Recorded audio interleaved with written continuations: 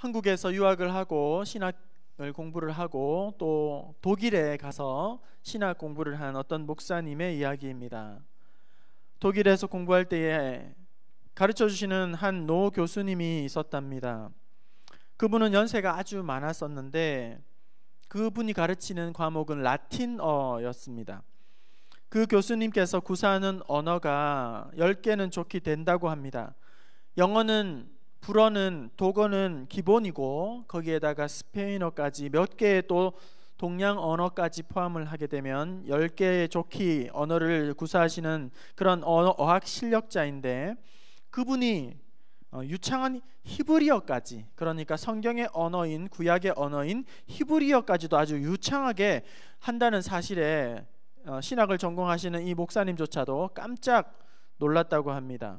어느 날 이 교수님과 함께 교제를 하게 되었는데 기회가 되었다 싶어서 생각나는 김에 교수님께 이렇게 물어보았어요. 어떻게 이렇게 성경의 언어인 히브리어까지 유창하게, 다른 사람들은 정말로 이렇게 힘들게 공부를 했었는데 어떻게 히브리어까지 이렇게 잘하십니까? 라고 교수님께 여쭤보았더니 그 교수님께서 수십 년 전에, 그러니까 당신이 젊었을 때에, 대학생일 때에, 그때가 세계대전이 일어나기 바로 직전이었는데 교수님께서 갓 대학에 들어갔을 때에 기숙사에서 만난 친구의 이야기를 해주더라는 거예요. 그 친구는 유대인 친구였다고 합니다.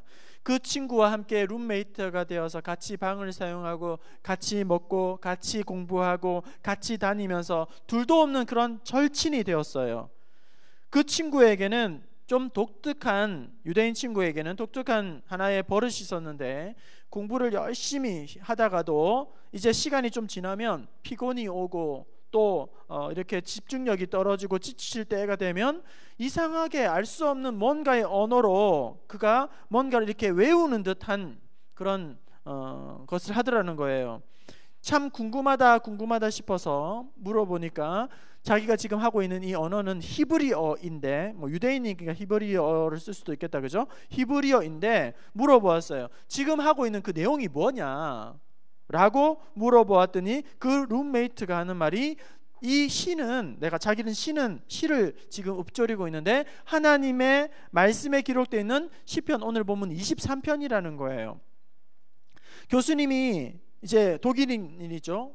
궁금해서, 왜 그런데 그러면 그 시를 이렇게 피곤한데 지쳤을 때에, 잘 공부가 되지 않고 집중력이 떨어졌을 때에 그 시를 그렇게 외우고 있느냐라고 물었더니 그 친구 하는 말이, 이 시를 자기가 외우는 동안에는 하나님이 나와 함께 하신다는 사실을 늘 느끼게 되면서 마음에 이렇게 가벼워지고 정신이 맑아지면서 알 수 없는 힘이 자꾸 생긴다는 거예요. 그래서 힘든 공부도 다시금 알 수 없는 힘을 쏟아부어 주시기 때문에 감당할 수가 있다. 그래서 자기는 그것을 외운다. 그렇게 이야기를 해주었어요.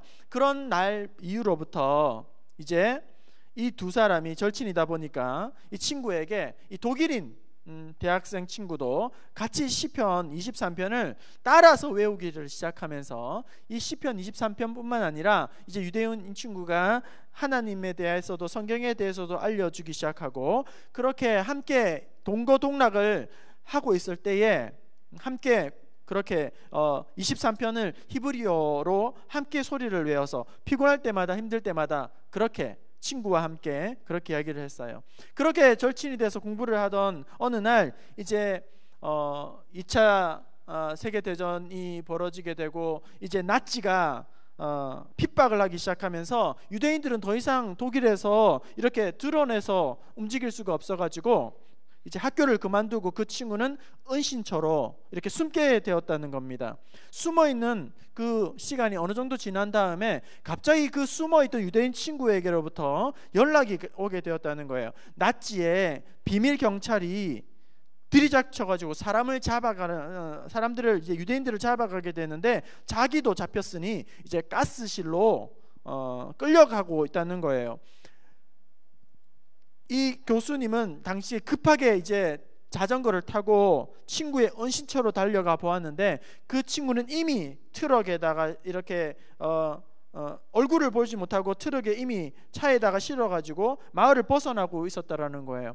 그래서 자전거를 막 타고 트럭을 따라가면서 친구의 이름을 목 놓아서 불렀습니다. 친구야, 친구야, 그렇게 죽으러 가는 친구를 불렀는데 갑자기 그 트럭 뒤에 있는 그 포장, 그 갑바라고 하죠. 그게 열리면서 저만치에서 친구가 얼굴을 그렇게 내밀더라는 거예요. 그 친구를 보는 순간 너무너무 가슴이 찢어지도록 아파서 눈물을 흘리고 있는데, 그 친구는 고개를 꺼내서는 놀랍게도 웃으면서 그때 친구가 큰 소리로 외우기 시작한 것이 여호와는 나의 목자시니 내게 부족함이 없으리로다. 그가 나를 푸른 풀밭에 누이시며 쉴만한 물가로 인도하시는도다. 이제 사형장으로 끌려가면서 그 친구는 그 23편을 여호와는 나의 목자시니 내게 부족함이 없으리로다, 평상시에도 그렇게 마음속에서 외우던 그 말씀을 암송하면서 그렇게 담담하게 미소 지으면서 가더라는 거예요. 평소처럼 그렇게 친구가 와더라는 거예요. 그 상황에서도, 그런 죽음의 상황에서도 목자 되시는 우리 하나님을 생각하면서 시편을 외우는 그 친구를 보면서 이 독일인 친구도 자신도 모르게 가슴이 뜨거워져서 눈물이 쏟아지면서 자전거를 타고 가면서 그 친구의 얼굴을 보며 같이 이 시편 23편을 암송을 했다고 합니다. 내 영혼을 소생시키시고 자기 이름을 위하여 의의 길로 인도하시는도다. 내가 사망의 음침한 골짜기로 다닐지라도 해를 두려워하지 않을 것은 주께서 나와 함께 하심이라. 이 시편을 외우고 있는 새 어느새 차는 저 모퉁이로 돌아가 버렸고 친구는 이제 얼굴을 더 이상 볼 수 없는, 이제 마지막에 그렇게 친구와 인사를 하고 친구를 이제 가스실로 보내게 되었던 것이죠. 여러분, 임종을 하는 사람들이 가장 많이 읽고 가장 많이 듣고 가장 많이 묵상하고 가장 많이 그 말씀을 붙잡고 기도하는 말씀이 바로 이 시편 23편입니다.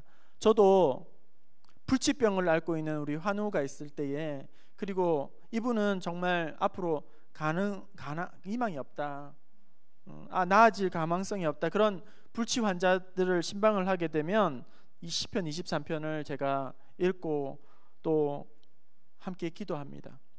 그럴 정도로 이 시편은 그런 고백의 절박한 상황에서 고백하는 귀한 고백인데, 실제로 유대인들은 말을 배우기 시작하면서부터 23편 이거를 암송을 하기 시작한대요.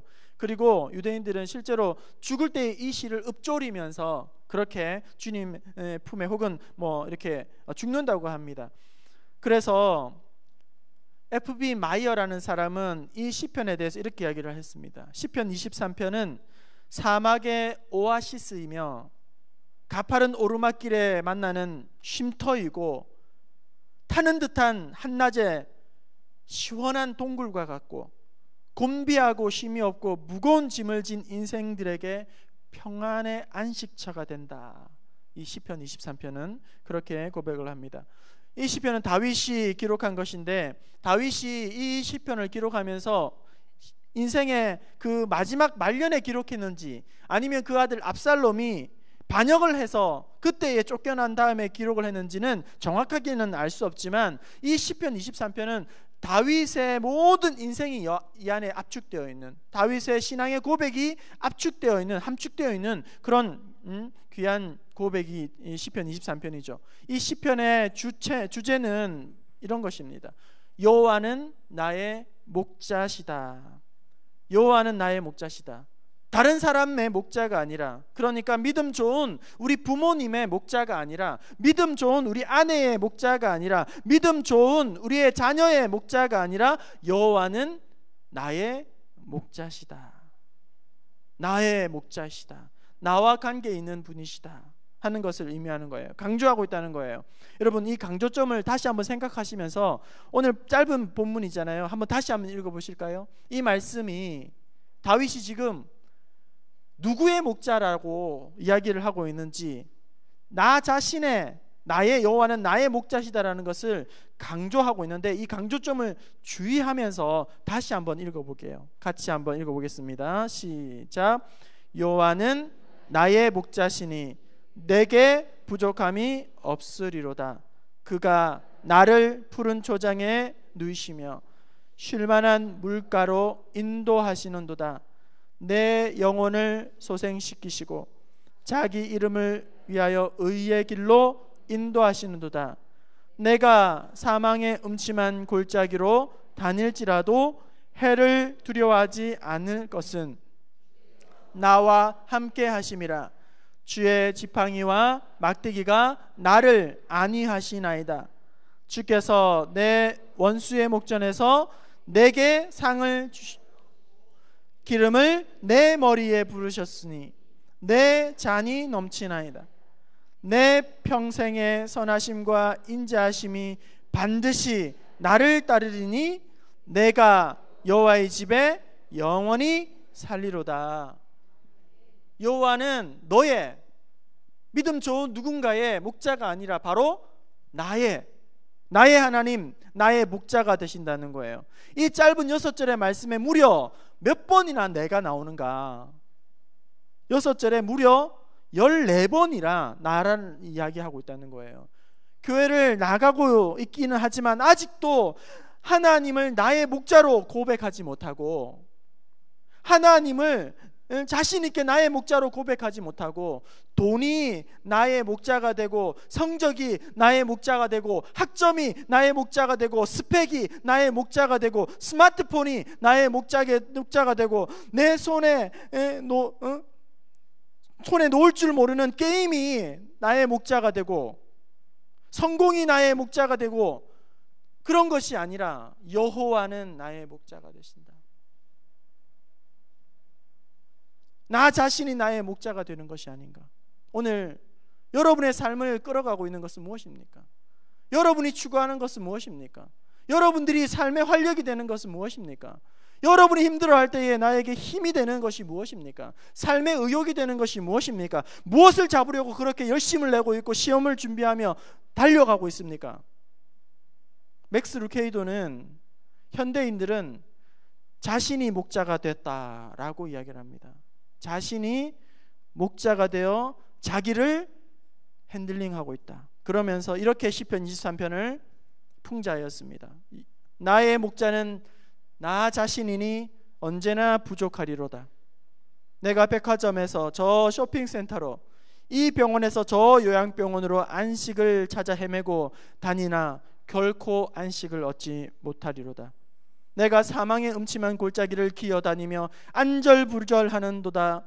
복통에서 자동차 사고에 이르기까지 모든 것을 두려워하며 어머니의 치마 저고리를 잡고 늘어지기 시작하는도다. 매주 열리는 직원 회의에 들어갈 때마다 적들이 나를 둘러쌀 것이며 집에 돌아간다 해도 하찮은 금붕어조차 찌푸린 얼굴로 맞아야 할 것이다. 내가 강력한 진통제로 두통에 찌든 머리에 기름을 부었으니 독한 술이 내 잔에 넘치나이다. 내 평생의 정령 고통과 불행이 나를 따르리니 죽는 날 그날까지 신에 대한 회의 속에서 영원히 거하리로다. 나의 목자는 나 자신이니 언제나 부족하리로다. 자신이 목자가 되어서 자신을 가이드하고 자신을 핸들링하고 있는 그런 인생은 언제나 부족할 수밖에 없다. 일시적인 배부름이, 일시적인 즐거움이, 그것이 잠시 느낄 수 있겠지만 결국은 그것은 탄식과 괴로움으로 끝날 수밖에 없다는 것입니다. 여러분, 사람은 절대적인 만남의 대상이 있는가 하면 상대적인 만남의 대상이 있는 거예요. 상대적인 만남을 통해서는 결코 참된 안식과 쉼을, 만족을 얻을 수가 없는 것입니다. 그와 잠시 같이 일어날 수 있어요. 그와 함께 잠시 즐거운 한때를 보낼 수가 있습니다. 순간적인 즐거움에 함께 나눌 수 있습니다. 그러나 상대적인 그런 만남을 통해서는 참된 만족은 이룰 수가 없다는 거예요.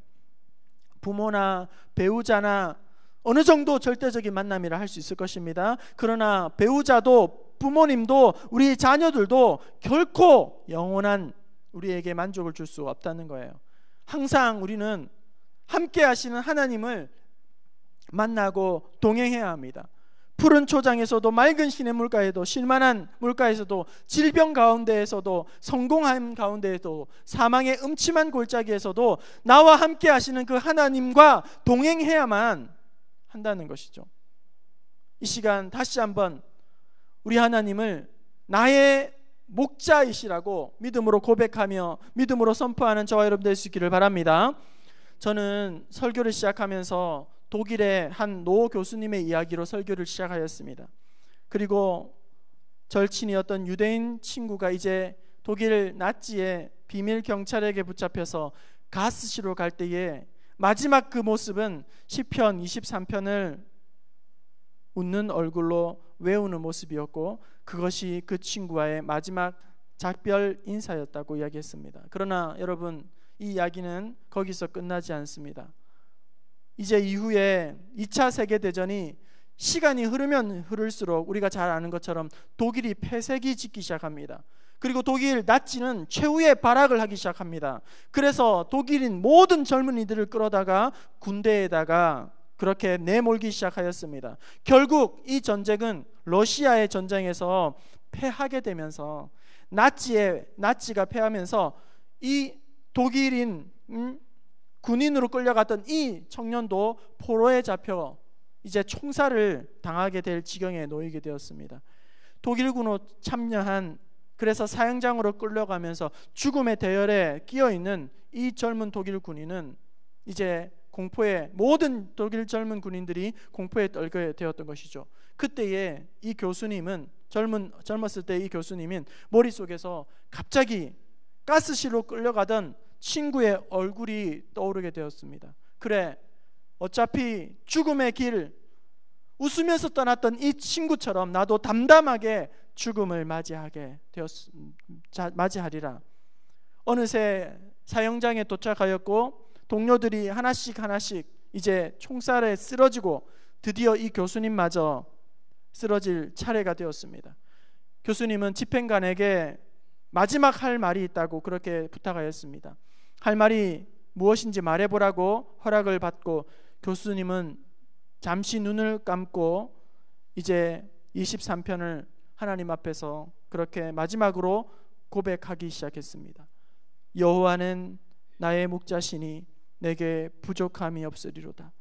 그가 나를 푸른 풀밭에 누이시며 쉴 만한 물가로 인도하시는도다. 그렇게 말씀을 암송하면서 읊조리는데 알 수 없는 마음의 평강이 찾아오기 시작하고 알 수 없는 마음의 위로가 생기기 시작하고 알 수 없는 담대함과 힘과 용기가 그 마음속에 점점 차올라오기 시작하다는 거예요. 하나님의 주신 은혜가 자신의 이제 총구를 겨누르고 있는 자신 앞에서도 더욱 그것을 힘있게 고백하기 시작합니다. 내 영혼을 소생시키시고 자기 이름을 위하여 의의 길로 인도하시는도다. 내가 사망의 음침한 골짜기로 다닐지라도 해를 두려워하지 않을 것은 주께서 나와 함께 하심이라. 주의 지팡이와 막대기가 나를 안위하시나이다. 그 순간 갑자기 놀라운 일이 벌어졌답니다. 사형장을 지키고 있던 연합군 장교가 갑자기 자리를 박차고 일어나더니 그리고 목소리를 높여서 같이 시편 23편을 외우기 시작한 것입니다. 그것도 히브리어로. 주께서 내 원수의 목전에서 내게 상을 차려주시고 기름으로 내 머리에 부으셨으니 내 잔이 넘치나이다. 내 평생의 선하심과 인자하심이 반드시 나를 따르리니 내가 여호와의 집에 영원히 살리로다. 이 연합군 장교는 바로 유대인이었던 것입니다. 장교는 곧바로 교수님을 풀어주고 그리고 사형 중지 서류에다가 사인을 하고는 놀라서 쳐다보는 사람들에게 이렇게 말했다고 합니다. 하나님의 백성은 그가 비록 악마의 제복을 입었다 할지라도 하나님의 백성인 것이다. 독일 군인 자기를 그렇게 살려주었기 때문에 지금 이렇게 교수가 되었다는 거예요. 교수님은 마지막 이렇게 대화를 마쳤습니다. 그때 내가 살 수 있었던 것은 죽음의 자리에서도 나는 하나님이 나의 목자이십니다. 나는 하나님의 양입니다. 하나님의 백성입니다. 그렇게 고백하였기 때문에 자기가 살았다는 것이에요. 자신도 놀랐던 것은 하나님의 백성임을 드러낼 때에, 나타냈을 때 하나님께서 사는 길을 주시고 지금까지 하나님을 섬길 수 있도록 은혜를 베풀어 주셨다는 겁니다. 여러분, 어떠한 어려움을 당한다 할지라도 하나님을 고백하고 드러낼 수 있기를 바랍니다.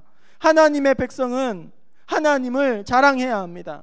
하나님을 고백해야 합니다. 그것이 어떠한 순간에도, 어떠한 절박한 상황이라 할지라도, 절박한 처절한 환경 가운데 놓인다 할지라도, 어떤 고통스러운 상황이라 할지라도, 여러분, 우리 하나님의 자녀답게, 하나님의 백성답게 살아갑시다. 우리를 통해서 하나님이 높아지도록, 우리를 통해서 하나님이 영광 받으시도록, 그래서 우리가 어떠한 상황 가운데에서라도 하나님의 백성임을 선포하며 자랑하며 노래하며 하나님이 어떻게 우리 가운데 일하시는지를 우리가 간증하며 노래하는, 그래서 하나님의 자녀로서의 승리하는 삶을 살아가는 저와 여러분 될 수 있기를 주님의 이름으로 축원합니다.